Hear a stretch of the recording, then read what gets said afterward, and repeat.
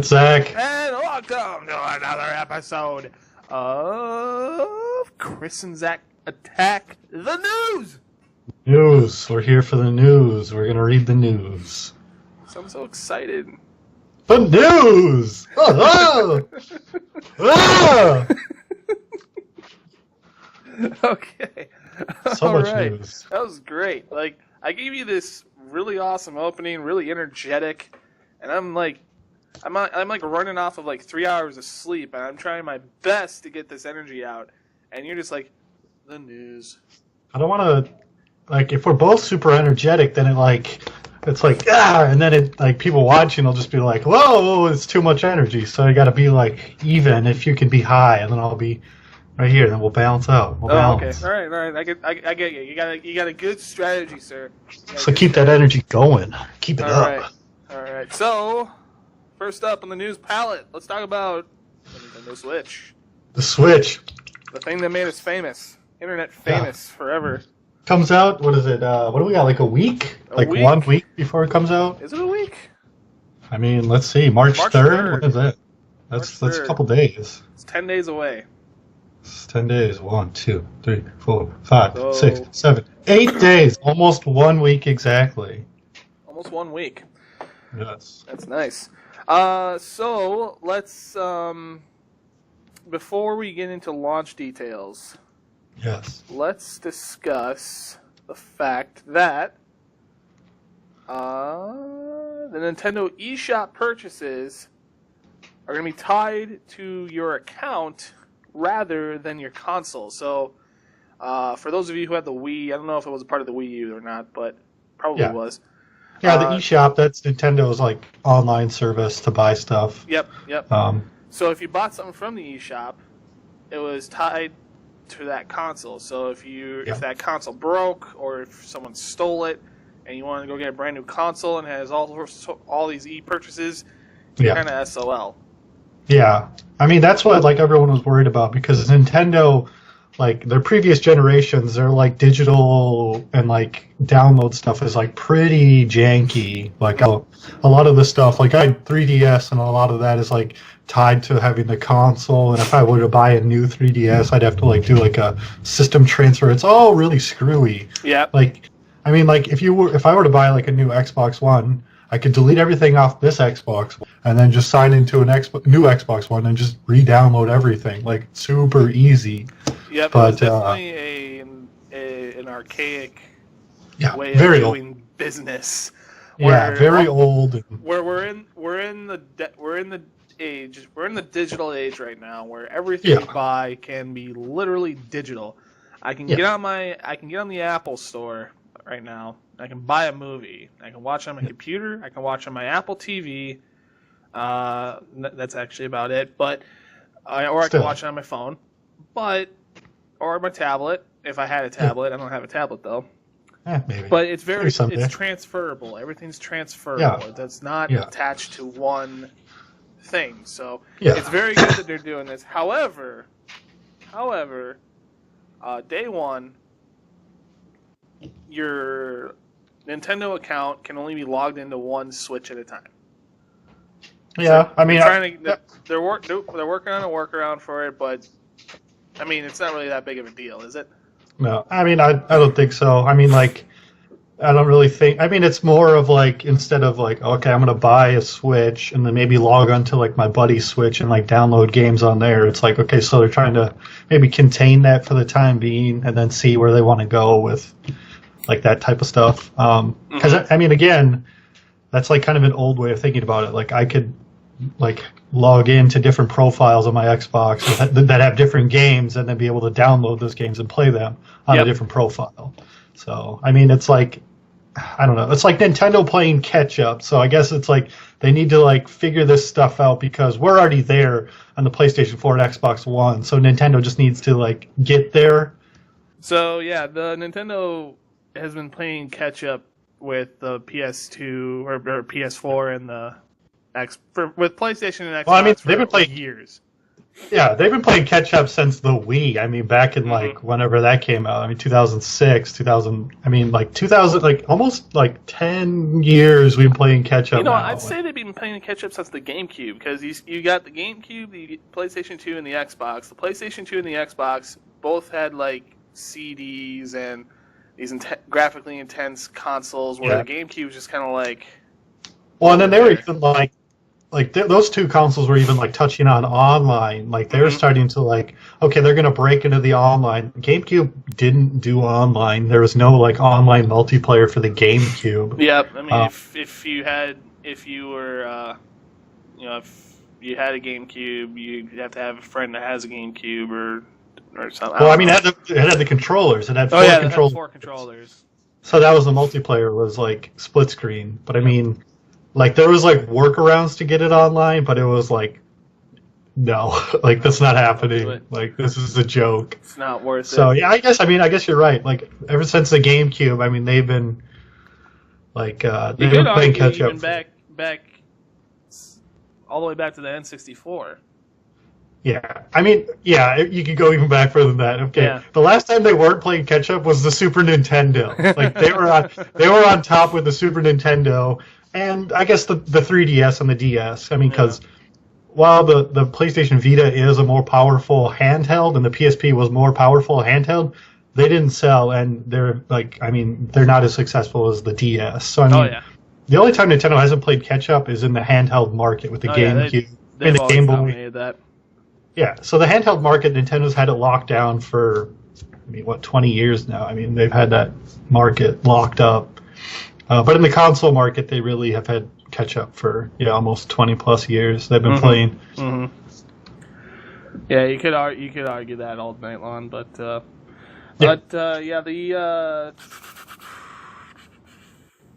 where are we? Okay, so there's no, along with the accounts and the eShop purchases tied to the accounts. There's also not going to be the virtual console, which the backwards compatibility with different games. That's not available day one. So eventually it'll come out. I mean, it will eventually. I don't know if it's a good thing or a bad thing. I'd say it was a bad thing, maybe. Yeah, I mean that's definitely a reason to own a Nintendo console. It's a bad thing. Here's why. Why? Tell me. Preach, brother. Nintendo launch. No, we're going to get in the launch section here. Launch. There are so far. Now we're about a week away. There are so far 11 titles slated for launch with the Wii or the Switch. The Switch, yeah. Yeah. So, and the only ones that seem like they're any worth it is Zelda and 1-2 Switch. That's about it. There's the Bomberman and Skylanders, but if I was a betting man, I would get my Switch with Zelda, and that'd be it. That'd be all I could play on the Switch. Yeah, I mean there might be some like some Dark Horse games that come out just out of nowhere where they're not really getting hyped, but just the fact that they're a day one release for the Switch, they might become popular and might sell more than expected because there's no other options out there. So it might be people just buy it because it exists and nothing else does. So you might see some games doing well when they really shouldn't or wouldn't, like further down the line. Yeah. For like a console's life cycle. Yep. So that's the reason why the virtual console not being available at launch is a bad thing. Because now, so you got these two games that you're probably going to get with the Switch. And I don't know, maybe you're going to go get one of those other ones. Who knows? But you got these two games, but you can't, unless you have the Wii U or the Wii, you can't really do anything else.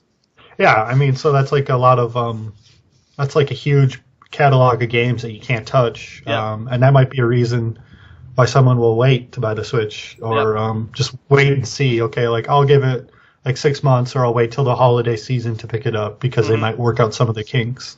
Yep. So on top of the 11 games that we've got coming out, GameStop announced that they only have a limited amount of Switches for walk-in customers. So they're basically, GameStop is just being GameStop. Yeah, they're kind of just doing their like lame thing where, yeah, I mean they might be doing it on purpose or not. I mean, it could be the old like you walk in and they maybe have some consoles, but it's like you can't actually buy it because it's like taken by a pre-order customer. So. Yep.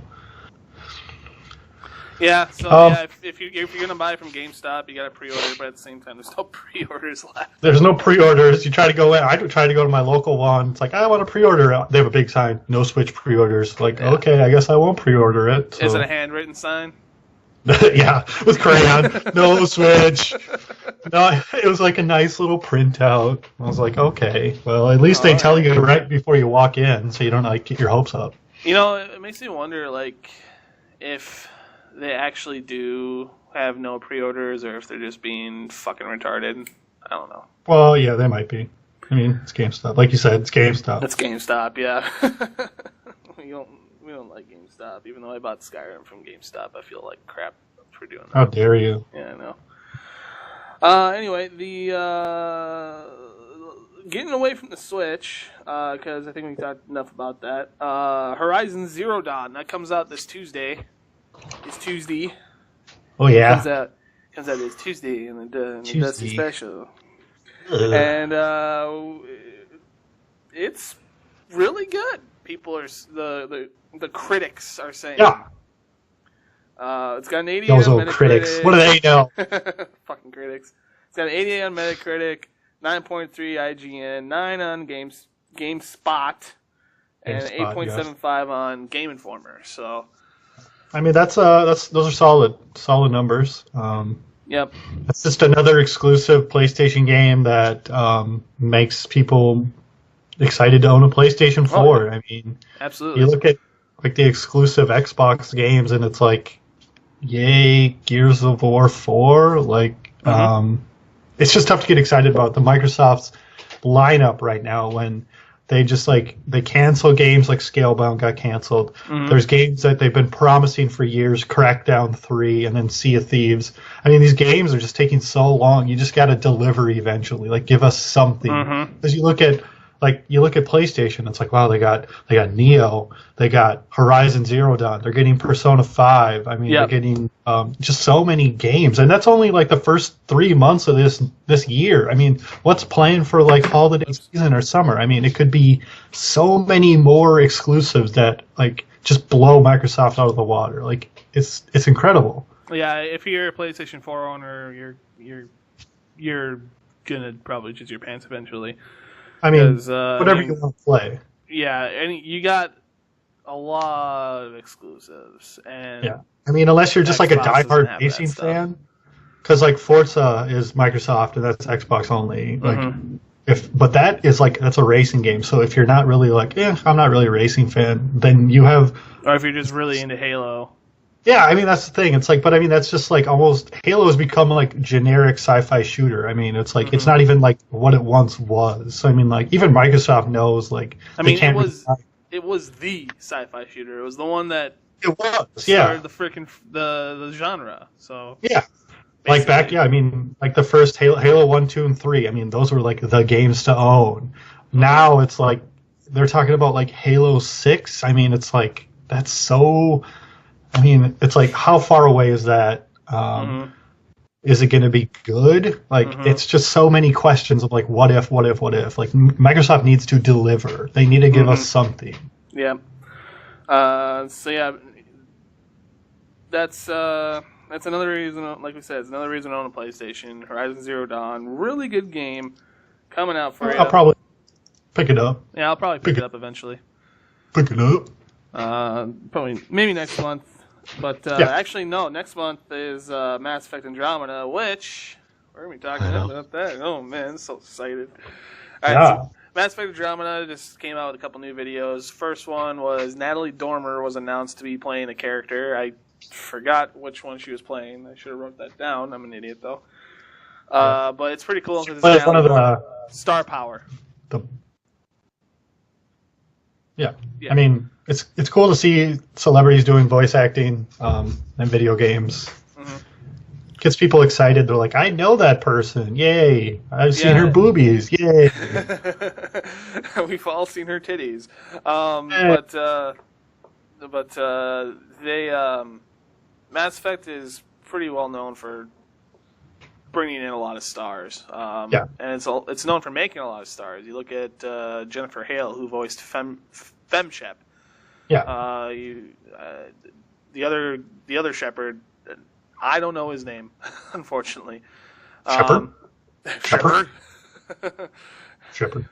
There's that one scene with Garrus and Grunt and Shepard. They're both sitting in like a living room, and Shepard's like, Rex, Shepard, Grunt, Shepard, Rex, Shepard, just back and forth. I love that part. But yeah,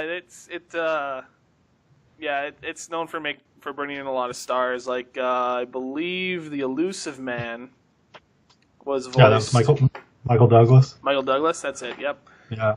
So I mean, that's loosely based off of his features were loosely based on Michael Douglas too. He kind of looked like him, didn't he?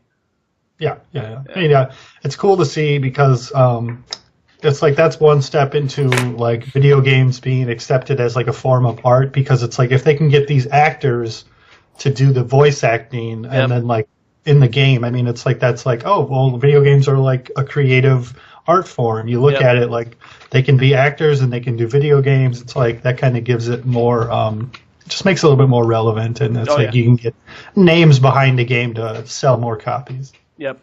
On top of that, they released a new gameplay trailer. Yep. Which showed off profiles, squad usages, and I believe some abilities as well. And it was really cool looking. You can really tell that the combat looks like a lot of fun, and even the press got a copy, got to play a early release copy. I don't know what pre-release copy. They got to play a pre-release copy of the game, and even they say the combat is super fun. Like it's very, very. They worked very hard on it. There's a lot of new elements to it versus and familiar ones, just like BioWare has been saying. The worlds are very unique. Each world you go to, each world that they went to on that pre-release was different than the other. Yeah. And it really felt like you were part of this brand new universe, which we were talking just a minute ago, how Mass Effect 1, they claimed that same ability where you can visit different worlds, but it was just the same sandbox. Yeah.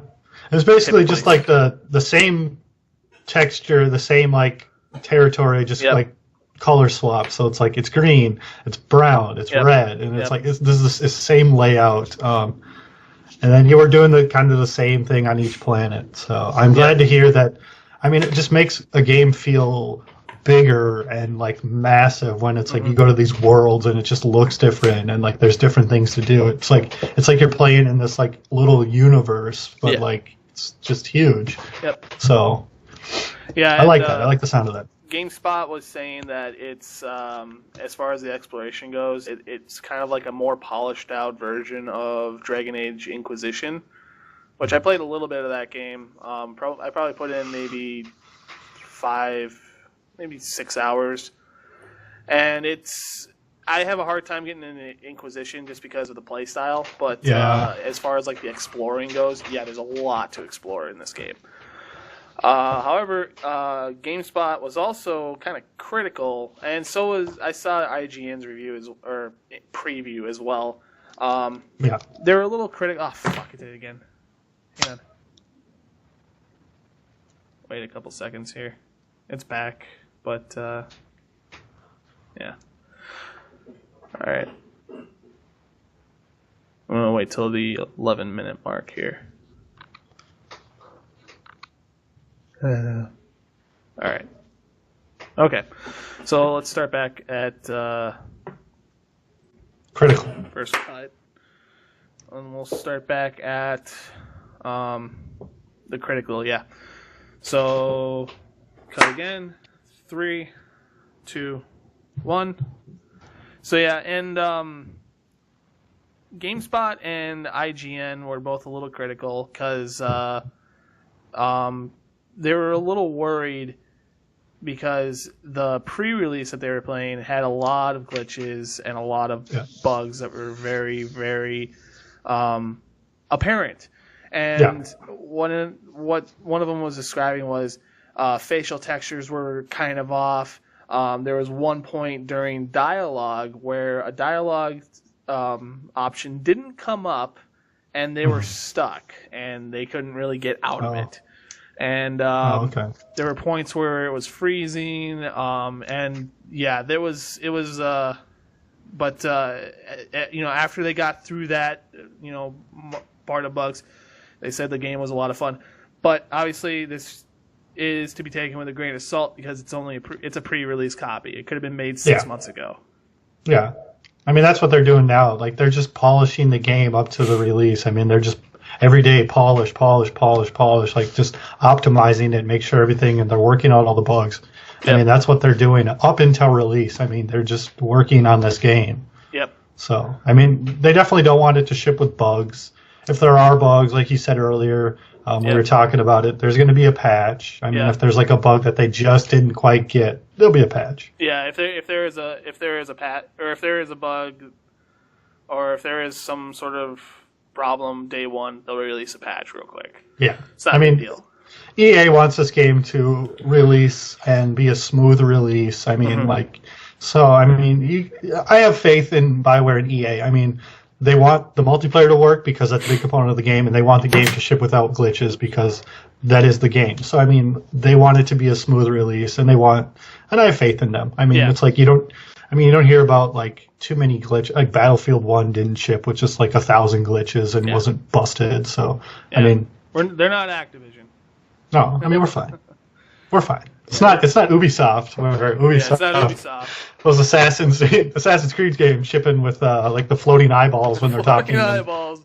The ships like flying through the world. That was another one. There's NPCs in the back during a cutscene, and they're just like commenting on what's going on in their little funny in their languages and stuff. Yeah, that shit's funny. So, I mean, I'm not worried. Playing it, but it's funny. I'm not worried about Mass Effect. I'm not worried about it. Like, that pre-release copy might have bugs, but I'm not even like, that's not even. I'm like, no way, it's not gonna ship with bugs. Like, there's no way. But yeah, there was one more thing I was gonna say about it, but I forgot. It's coming out so soon. It's so coming excited. out very soon. You're gonna buy the $100. 17. No, I'm just gonna buy the regular one. Not the $100 super duper collector's special crazy edition electric boogaloo slap you in the bum tickle your butthole edition. Well, I mean, if there was that sort of edition, I would buy it. Well, just you wait, that's coming.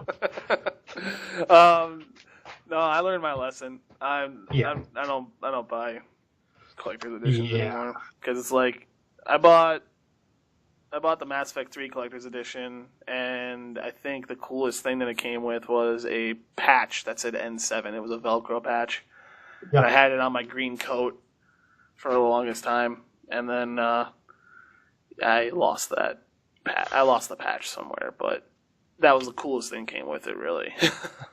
I mean, there was obviously some in-game items that were pretty cool, and then, just the incentives are just like so stupid. Like we talked about it in our it's not really our game other breaking either. Like some of the stuff that you get, like you'll get a weapon that you don't even really use. Like you'll use it for like the first hour of the game, and then it's like forget it. I don't want this weapon. It's too. I don't need this crap anymore. It's too clunky or takes too long to shoot or something. Yeah, or you just find an upgrade right away. Yeah, pretty much. But yeah, I think that's all we got this week. Tune in. I mean, we'll be recording this Sunday, and I'll be streaming all weekend on twitch.tv/Sergeant Major Cool. Love it. It's beautiful. And I mean, next week, that's like the Switch week. Maybe we'll have a special Switch episode. You never know. Oh, maybe. You never know. Never know. Anyway, That's going to be it. And don't forget to like, share, subscribe, download, touch yourself when you listen to us. Tweet it. Tweet it. Beat it. Love it. Enjoy us. Share us with your friends. Share us with your family members. Share us with your dog. Because dogs want to hear us too. Your dog, your cat. You leave for work, put us on. Put our videos on like autoplay when you leave for work. You got a dog home alone? Just put those videos on in the background. Just have them going. Yeah, sure. Verizon's got unlimited data now. If you're not on the unlimited data thing, get on it, man. Get on it. Your cat, your dog, your hamster, your ferret. One thing we do have to work on, we got to get on the podcast for iTunes. I think that's one thing I'm going to work on. I want to do that. All right, so yeah, that's it for us. I'm Chris. I'm Zach. And you just been attacked. By the news. Bye.